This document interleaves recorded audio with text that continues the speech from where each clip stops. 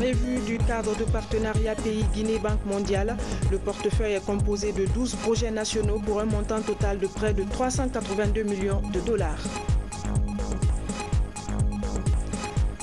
En séjour de travail à Moscou, la première dame de la République a été reçue par la présidente de l'Assemblée de la Fédération de Russie. Plusieurs questions ont été évoquées, notamment celles liées à la santé et à l'humanitaire. Notre rubrique en 60, nous sommes le 21 septembre aujourd'hui. Il y a 60 ans jour pour jour qu'une chanson devenue célèbre appelait les Guinéens à voter non au projet de référendum créé par le griot Guéli Mamoudou Kandé. Mesdames et messieurs, bonsoir et bienvenue à tous. On ouvre ce journal par les travaux du partenariat pays Guinée-Banque mondiale. Pour cette deuxième journée, les deux parties ont planché sur la performance du portefeuille de l'institution financière à Conakry. 12 projets nationaux ont été identifiés avec un financement bouclé autour de 382 millions de dollars. Le point avec Meimouna Bella Diallo. Cette revue intervient au moment où la Banque mondiale, à travers son conseil d'administration, vient d'approuver le nouveau cadre de partenariat pays CPP 2018-2023. Avec le nouveau CPP, l'enveloppe de la Guinée a été triplée. Elle passe de 500 millions de dollars pour les 4 dernières années à 1,5 milliard de dollars pour les 6 prochaines années. Pour l'année en cours, le taux de décaissement est passé à 29,7% contre 23% l'année dernière. Ce résultat, il est important, il est réjouissant. Cependant, le futur nous interpelle avec des défis plus importants. Comment mettre en œuvre donc cette enveloppe qui a triplé et en respectant les plannings exigés? Mais nous avons l'obligation, vous et nous, donc, d'être au rendez-vous. Le gouvernement entend faire de vos recommandations un levier pour améliorer la performance du portefeuille de tous les PTF en général et celui de la Banque mondiale en particulier, afin de répondre efficacement aux défis de développement économique et social du pays. Cette rencontre d'échange vise à faire le diagnostic de la mise en œuvre des projets et programmes, notamment le processus de passation des marchés, la gestion financière et l'évaluation de la performance des unités de gestion. Un certain nombre de recommandations phares ont été identifiées. Il s'agit de procéder à la désignation des véritables spécialistes des domaines de passation de marché qui doivent siéger dans les commissions d'évaluation des offres. Il y a eu également une recommandation sur l'implication sur les projets qui sont domiciliés au niveau de la Banque centrale, que au moins les frais liés à la gestion de ces comptes soient, on va dire, supprimés ou en tout cas amoindris ou alignés aux mêmes standards que les banques primaires. On pourrait s'attendre, c'est l'harmonisation des mesures, des critères de performance en termes de gestion de la passation des marchés, en termes aussi de gestion financière, du suivi évaluation et du respect des règles environnementales et sociales. Ces résultats attendus permettront de qualifier les chaînes de planification, programmation et budgétisation, ainsi que le suivi-évaluation de la gestion des projets et programmes de la Guinée.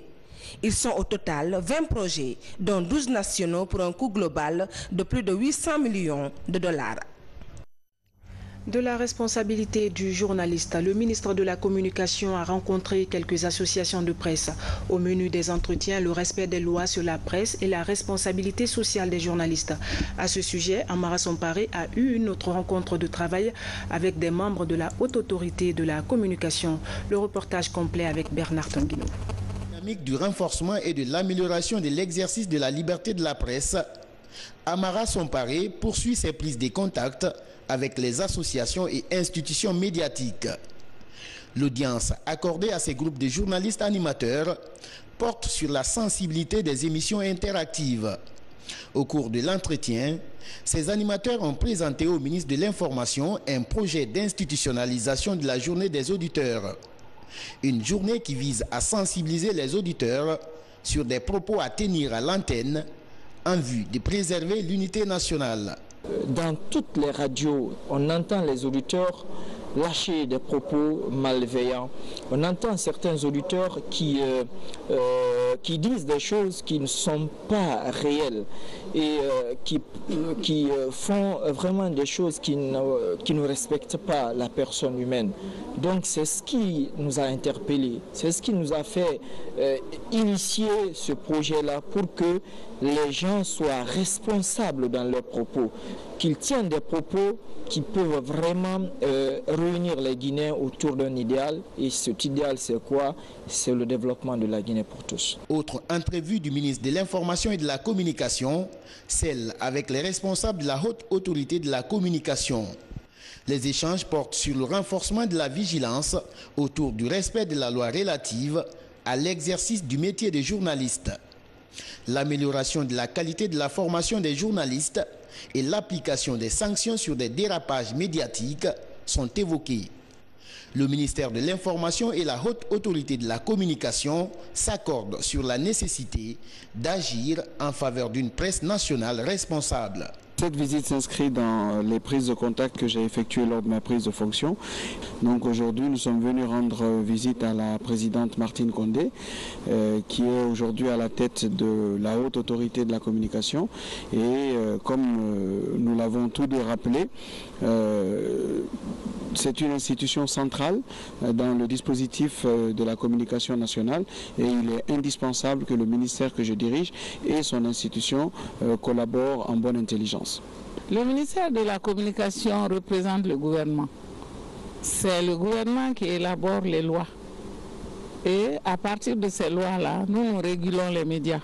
Donc nous attendons que le ministère de la Communication soit notre porte-parole pour que le gouvernement, les autorités prennent leurs responsabilités, élaborer des lois solides, des lois opérationnalisables et qu'on puisse mieux réguler. Le séjour du ministre dans les locaux de la haute autorité de la communication s'achève par la visite de la salle de monitoring, une installation qui permet à la HAC de suivre en temps réel les émissions des différentes radios installées sur toute l'étendue du territoire national.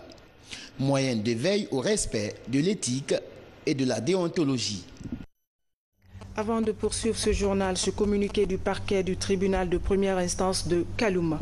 Suite à la déclaration de M. Cheikh Touré, secrétaire général du syndicat du port autonome de Conakry, en date du 13 septembre 2018, lors d'un meeting devant les travailleurs du dit port, faisant offense au chef de l'État, le procureur général près la cour d'appel de Conakry a instruit le directeur national de la police judiciaire, en date du 14 septembre 2018 courant, à l'effet d'ouvrir des enquêtes et procéder à l'interpellation de l'intéressé.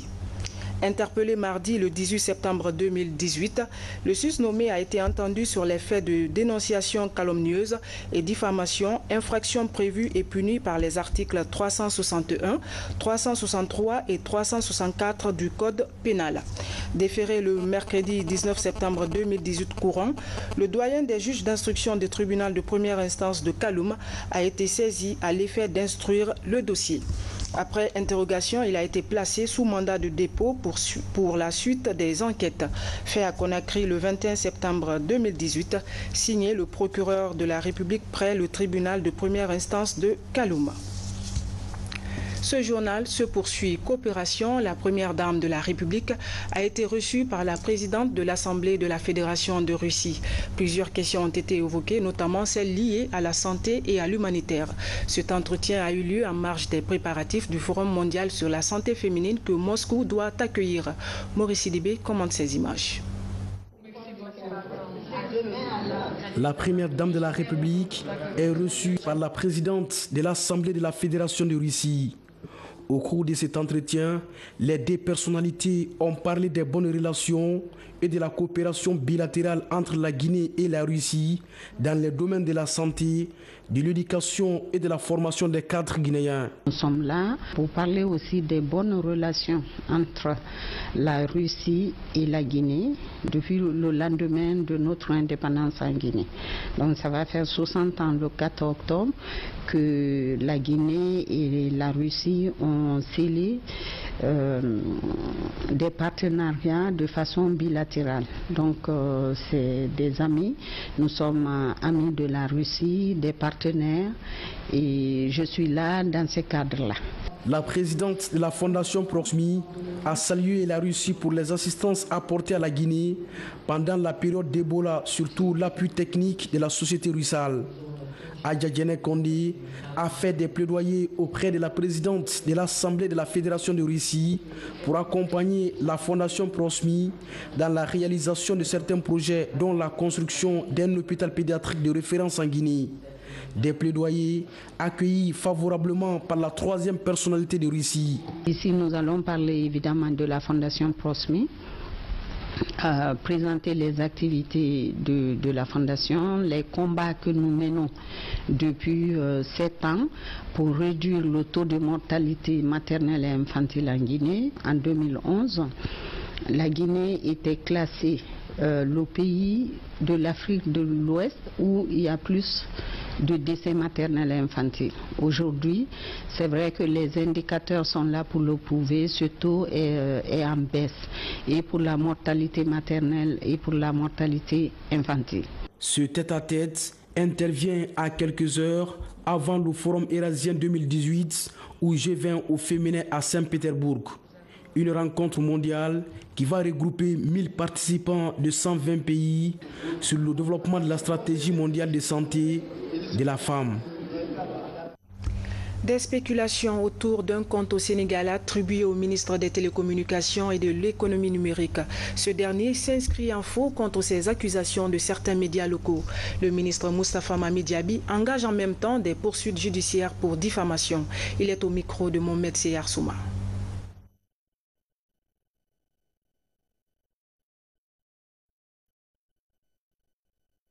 Ces derniers jours, des articles faisant état d'un mystérieux compte de 9 millions de dollars des États-Unis serait bloqué et ce compte m'appartiendrait.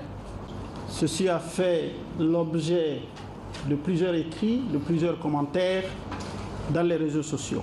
Je suis profondément choqué, mais je refuse de subir dans le silence. Certains diraient « laissez couler, ça va se calmer ». Je refuse de rester dans le silence plus longtemps. Parce que ces mensonges à répétition sont proférés, distillés dans un souci de me nuire. Je vous confirme donc que je ne fais l'objet d'aucune convocation, encore moins d'une interpellation quelconque, ni de la part de la CENTIF, ni de la part d'aucune autre structure ou institution en Guinée, au Sénégal ou ailleurs dans le monde. À l'opinion publique, je tiens à annoncer que les accusations mensongères ne resteront pas sans suite et que dans une volonté de respecter les lois de notre pays, permettant à tout citoyen de pouvoir se défendre face à de fausses accusations, j'ai saisi les autorités compétentes.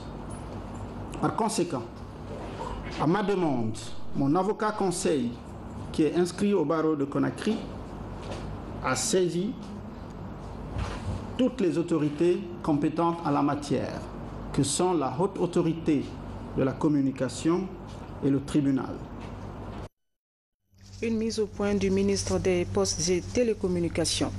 Opération de déguerpissement de la voirie publique de Conakry. Après Kaloum, Ratoma et Matoto, c'est la commune de Matam qui va être débarrassée d'encombrants physiques. À cela s'ajoutent les constructions anarchiques qui bouchent plusieurs canaux d'évacuation d'eau. Une opération difficile depuis son lancement, mais au ministère de la Ville, on ne faiblit pas. C'est un reportage de Tabansila. Matam, une commune de la capitale à forte densité démographique. La construction anarchique de certaines habitations et autres centres d'intérêt reste la principale cause des inondations souvent dans ces lieux. Pour mettre fin à ce phénomène qui inquiète aujourd'hui plus d'un, le ministère de la Ville et de l'Aménagement du territoire est à pied d'œuvre pour dégager tous les points critiques qui causent ces dommages. Ce qui nous amène à Matam aujourd'hui n'est qu'une suite logique des opérations que le département de la ville et de l'aménagement du territoire a enclenchées depuis près de 2 mois maintenant. C'est-à-dire la libération des cours d'eau, des emprises d'eau et des points critiques anarchiquement occupés par les citoyens. Ici, l'opération qui ne semble plus être un feu de paille mais une réalité a commencé par les installations d'un haut commis de l'État, comme pour dire que la loi c'est la loi et elle est au-dessus de tout le monde. L'eau cherche toujours son chemin quand on lui barre la route. Chaque fois qu'il y a obstruction et qu'il pleuve abondamment, là où c'est obstrué, l'eau dévie et il va causer des dégâts ailleurs. Inondation. Donc notre opération concerne la lutte contre l'inondation. Cette opération de déguerpissement qui s'effectue n'est pas un travail spontané. Il a été précédé de plusieurs actes d'avertissement. Pour ces citoyens, dégager ces emprises qui empêchent les eaux de ruissellement de couler normalement est une véritable délivrance.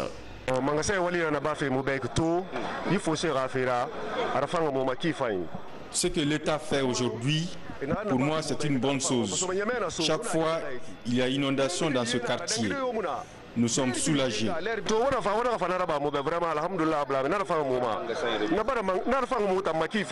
Initiée par le ministère de la Ville et de l'Aménagement du Territoire, cette opération de dégagement des points critiques qui étouffe aujourd'hui certains quartiers de Conakry se poursuivra dans les prochains jours sur d'autres zones déjà identifiées dans la capitale.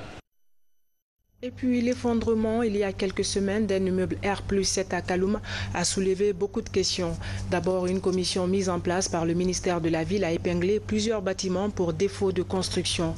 Face à cette triste réalité, l'Ordre national des architectes s'élève contre ces constructions hors normes. Al-Gassimouba. L'effondrement d'un immeuble qui a causé la perte en vies humaines à Koronti, dans la commune de Kaloum, a défrayé la chronique. Depuis lors, des voix s'élèvent pour dénoncer le non-respect des règles en matière d'architecture. Face à cette situation, le nouveau bureau de l'Ordre national des architectes de Guinée invite le gouvernement à faire respecter ces règles en les impliquant à la conception et à la construction des bâtiments. En fait, ce que nous voulons, c'est de faire en sorte que la profession soit organisée et que les professionnels deviennent les seuls acteurs dans l'exercice de cette profession. En procédant à la validation du nouveau code de l'architecture et aussi impliquer les décideurs qui sachent qu'on ne peut pas faire l'architecture sans les architectes en République de Guinée. Cette rencontre de l'Ordre national des architectes de Guinée avec la presse est une façon de divulguer le rôle des architectes dans la conception et la construction des édifices. Cela dans le but d'éviter d'éventuels cas d'effondrement d'immeubles dans le pays. L'architecte est incontournable dans le processus de la conception et de réalisation des projets. L'architecte est le chef d'orchestre de tous ces processus-là. On ne peut pas les contourner pour des besoins de conformité au texte, pour des besoins économiques, pour des besoins sécuritaires et même pour des besoins identitaires. Parce que notre identité doit se refléter dans notre architecture.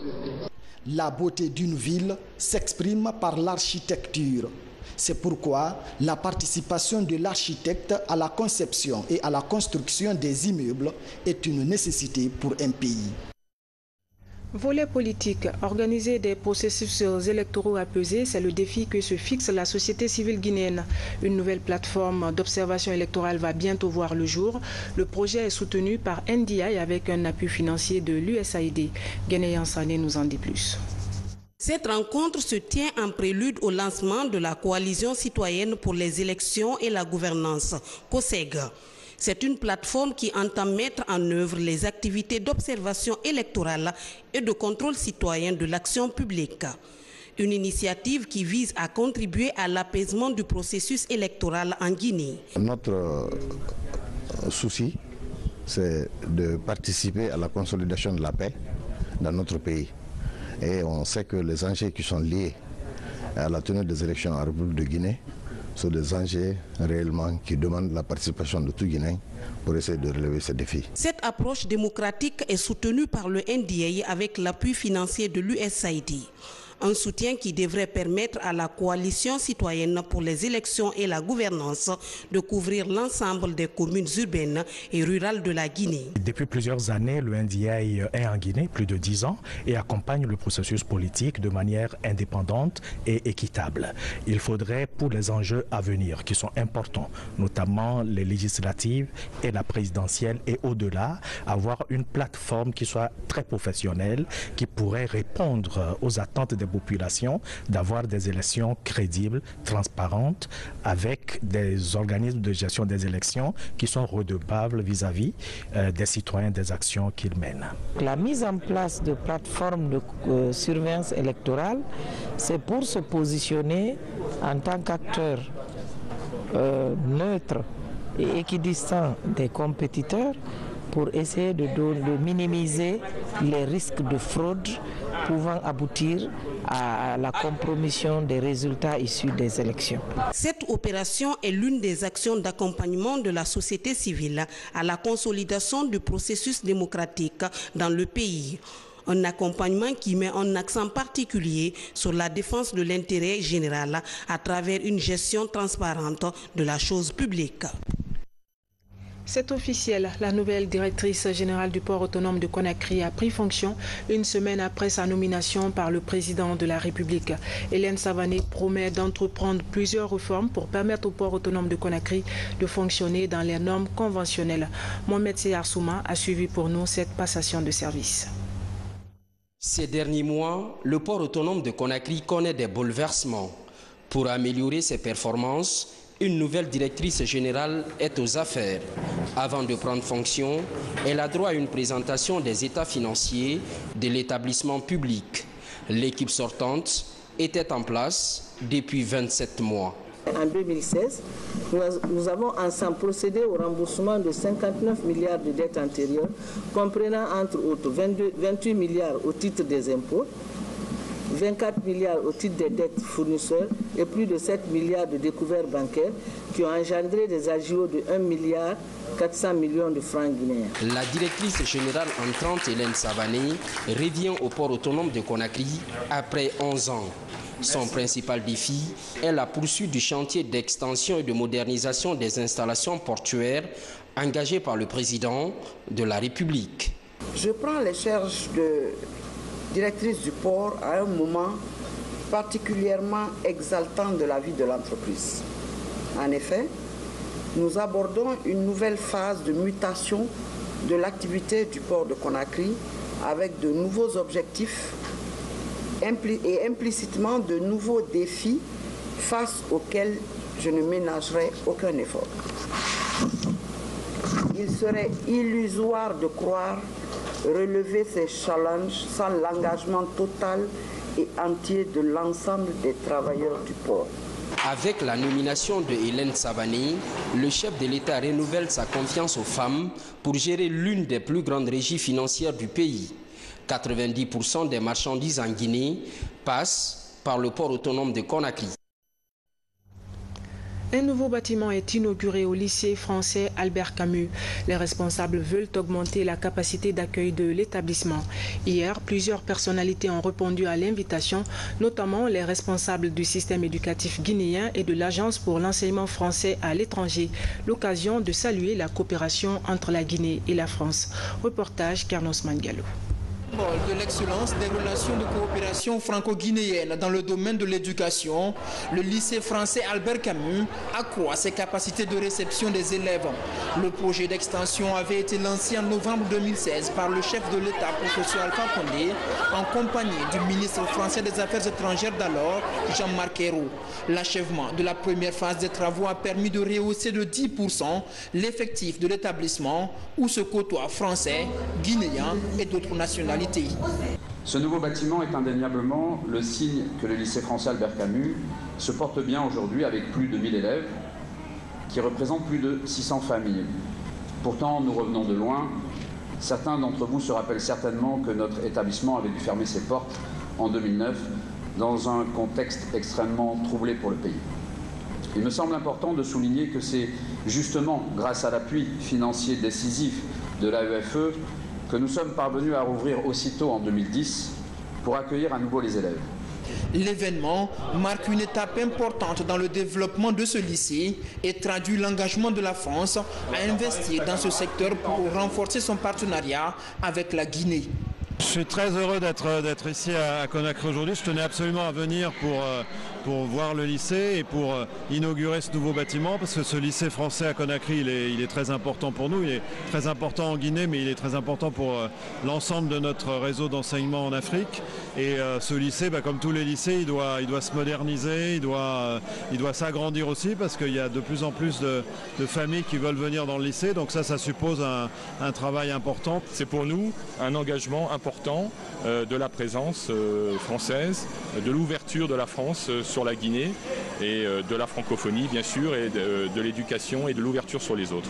1050 élèves étudient actuellement dans l'établissement contre 950 avant la construction du nouveau bâtiment. À l'horizon 2024, il devrait être 1500 à se former là.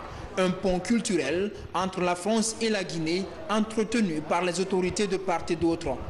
Nous sommes dans cette logique de voir comment les deux systèmes, le système éducatif français peut nous accompagner dans la qualification du système éducatif guinéen.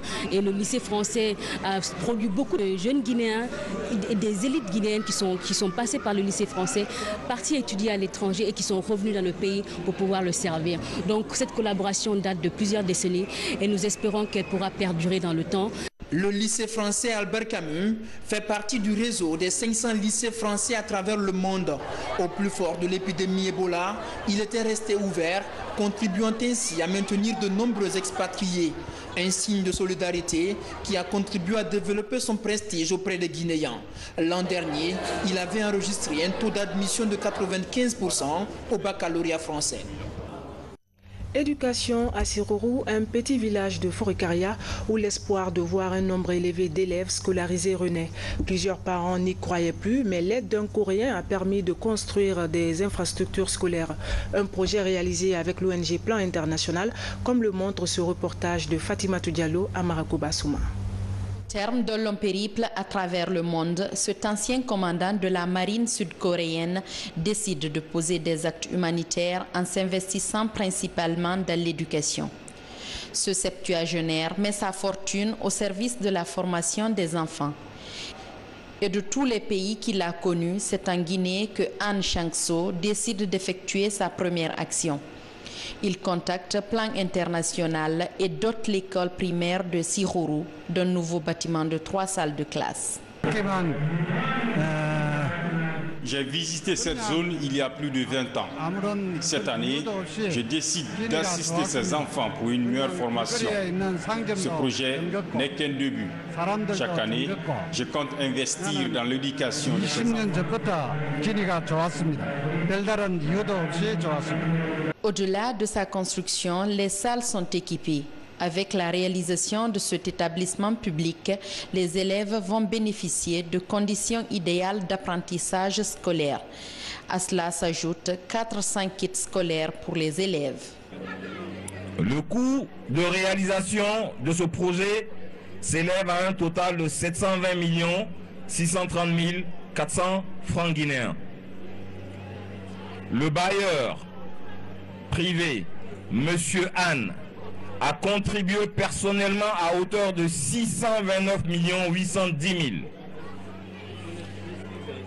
Le reste du financement a été mobilisé par Plan International Corée pour la formation des enseignants, pour la formation des organisations communautaires de base, en l'occurrence les APAE, qui auront un grand rôle dans l'entretien, dans la gestion de cette école. En plus des efforts jusqu'ici consentis par le gouvernement guinéen, toutes nos communautés souhaitent travailler avec Plan International Guinée pour bénéficier de ces longues et riches expériences de promotion sociale et économique.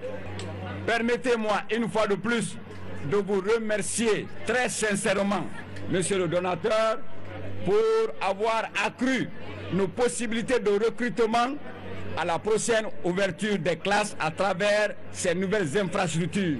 Cette extension de l'école primaire de Sirourou va permettre d'accroître le taux de scolarisation des enfants de cette contrée. Un taux de 54% qui, selon les autorités en charge de l'éducation, est l'un des plus faibles de la préfecture de Forêt-Karia. Et puis, entre l'université Roi Mohamed VI de la Guinée et l'université Makeni de la Sierra Leone, les noces semblent scellées. Depuis quelques années, des voyages d'études sont organisés entre les deux établissements. Et à Makeni, plusieurs étudiants guinéens apprennent l'anglais. Cette année, près de 40 récipiendaires rentrent à Conakry avec des notions approfondies en langue anglaise. Images et témoignages dans ce reportage de Saint-Martin Fancinadounou. Depuis 3 ans, l'université de Makeni en Sierra Leone accueille des étudiants guinéens. Cette année, 37 jeunes de l'université Roi Mohamed VI ont séjourné sur ce campus pour un mois d'apprentissage de la langue anglaise. Parmi eux, Bintia Kamara, étudiante en sciences comptables à l'URM 6. Elle obtient une moyenne supérieure à A, correspondant à 17 sur 20. Comme elle, une dizaine d'autres récipiendaires se font remarquer en grammaire, expression et vocabulaire. Je suis relaxée en parlant en public parce que parmi les cours, il y avait ceci aussi, public speaking. Le plus dans cette formation est que, en venant ici, j'avais honte de parler en anglais, de peur de faire des erreurs. Mais ici, on nous a appris à ne pas être complexé en parlant. Et maintenant, je peux parler sans complexe. Déjà, lorsqu'on venait, là, il n'y avait pas tellement de niveau, mais au fil du temps, j'ai pu m'améliorer. Là, aujourd'hui, je peux tenir même un discours entièrement en anglais, donc c'est une chose qui est profitable. C'est un proverbe d'anglais qui dit déjà que practice makes perfect, donc je soutiens beaucoup cette thèse. Ça veut dire, sans forçant qu'on devient forgeron. Selon les formateurs, la promotion de cette année semble meilleure aux précédentes, ce qui motive les encadreurs de l'UNIMAC et de l'URM6 à pérenniser leur partenariat afin de favoriser l'échange des professeurs et étudiants entre les deux institutions. Ils ont une philosophie d'abord qui encourage l'étudiant à parler l'anglais. Et après cette philosophie, il y a des méthodes techniques académiques qu'ils utilisent pour que l'étudiant qui a des connaissances en anglais, qui se garde, il ne peut pas s'exprimer, puisse facilement s'exprimer, qui se retrouve dans l'environnement réellement anglophone. On doit s'associer et travailler ensemble, pas seulement dans le secteur éducatif, même dans le secteur de la santé. Et voir l'éducation, on apprécie beaucoup le fait que l'université Roi Mohamed VI a amené ses étudiants au sein de notre université et ils ont appris beaucoup et nous aussi on a appris et nous-mêmes on compte d'amener certains de nos étudiants dans votre université pour qu'ils puissent apprendre la langue française. Après la cérémonie de remise des attestations aux récipiendaires, les responsables de l'UNIMAC se rendent à Conakry pour discuter avec leurs partenaires des possibilités de création d'un centre de formation continue sur le campus de l'URM 6 et de l'opérationnalisation efficace de l'anglais, ainsi que des opportunités d'harmonisation des programmes d'enseignement en anglais. L'objectif est de développer les mouvements des étudiants et encadreurs de la Guinée et de la Sierra Leone en vue de leur qualification. De la cocaïne saisie à Conakry. Il s'agit d'une quantité non négligeable. Plus de 1000 grammes dissimulés dans des boutons de vêtements et 52 boules avalées. 2 dames sont impliquées dans cette affaire. L'une est arrêtée pendant que l'autre est en cavale. Elle est activement recherchée par les services spéciaux de lutte contre la drogue et des crimes organisés. Les explications avec Alpha Isiagaba, Moussa Koumara. C'est une nouvelle méthode de dissimulation de la cocaïne par les trafiquants. Dans ces boutons, c'est bien de la poudre qui est enfouie. Ils sont au total 280 boutons. Chacun contient 5 grammes, soit 1250 grammes de cocaïne. L'auteur est présumé une femme actuellement en cavale. Elle est activement recherchée par les services du colonel Tiegoro. La saisie est intervenue le 12 septembre dans une agence de transfert de bagages à Conakry. À travers nos collègues de l'étranger, qu'un colis a été saisi en Nouvelle-Zélande. Et ce colis, c'était des habits cousus de la même manière et ça contenait de la cocaïne. Donc ce colis avait été expédié à travers une société de transport express de colis installée en Guinée. Donc nous avons collaboré, nous avons travaillé avec cette société qui a bien voulu collaborer avec nous et qui nous a donné non seulement l'identité de la personne qui a expédier ces colis vers la Nouvelle-Zélande, mais aussi nous a permis de saisir un deuxième colis qui était en attente d'être expédié vers l'Asie, à Hong Kong. Donc lorsque nous avons reçu le colis, nous avons déballé et nous avons trouvé des habits là-dedans avec des boutons, beaucoup de boutons bizarres. La dame en question est en fuite. Nous sommes en train de la rechercher. C'est pourquoi nous avons mis sa tête à prix. Pour celui qui va la retrouver, il aura une récompense de 50 millions de francs guinéens. Autre saisie, 52 boules de cocaïne ingérées par cette dame d'une quarantaine d'années. D'après l'analyse de son passeport, la dame aurait effectué 62 voyages entre différents pays africains. Elle a été arrêtée à l'aéroport international Bessia par les services de sécurité. Sur les 8 saisies que nous avons effectuées, c'est une seule saisie qui est devant vous, qui est en provenance de la Guinée. Les 7 autres provenaient des pays de production de la Colombie, du Brésil, à destination pour transiter sur notre sol pour aller dans d'autres pays. Mais cette fois-ci, c'est le contraire qui s'est posé. La drogue quitte le sol guinéen pour d'autres pays. Alors, ce qui nous a beaucoup impressionné, et nous sommes en train maintenant d'approfondir les enquêtes afin de trouver, comment dirais-je, les coupables, c'est-à-dire le commanditaire, le fournisseur, et même celui qui a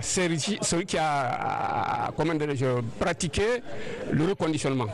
Je suis vendeuse depuis des années. On m'a donné ce colis, mais réellement je ne savais pas que c'était de la cocaïne. Les services spéciaux de lutte contre la drogue et les crimes organisés se disent déterminés à mettre hors d'état de nuit toutes ces personnes évoluant dans le trafic de drogue.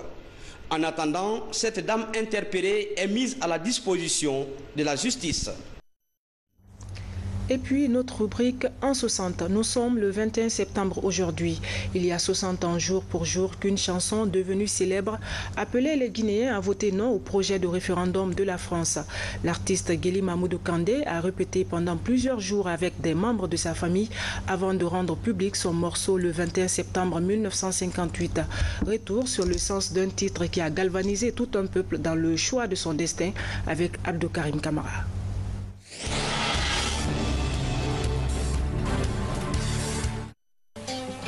Elle se rappelle encore comme si c'était hier.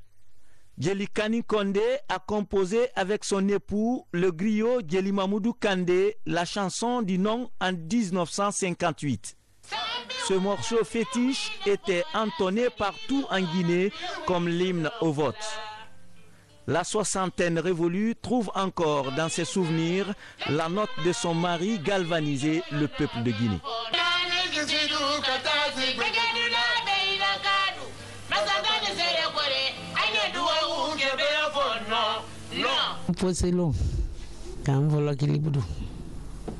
Ce jour-là, mon mari m'a fait savoir qu'il veut qu'on chante le nom dans un élan patriotique. Immédiatement, on a commencé la répétition et j'ai pu chanter le morceau.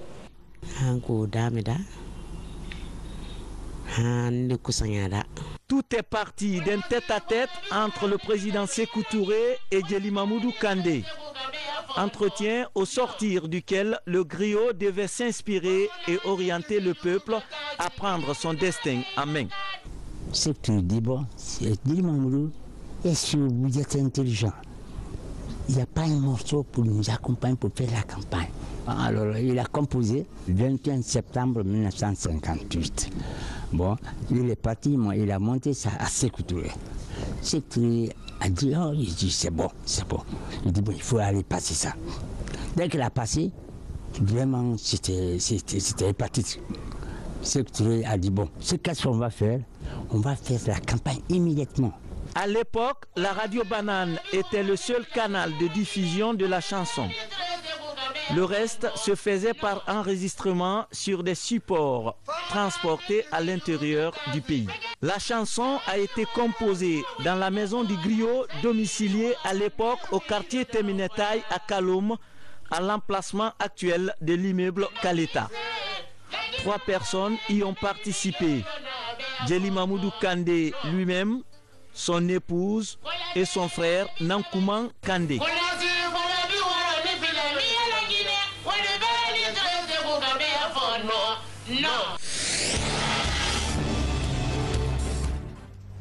Et puis après plusieurs productions de l'émission Vacances Loisirs au Grand Plateau de la RTG Coloma, l'équipe de la section culturelle de la RTG s'active pour conférer à la grande finale le succès escompté ce samedi 22 septembre 2018 au Palais du Peuple à partir de 14h. Au programme, danse, élection Miss, questions-réponses, défilé de mode et prestations d'artistes.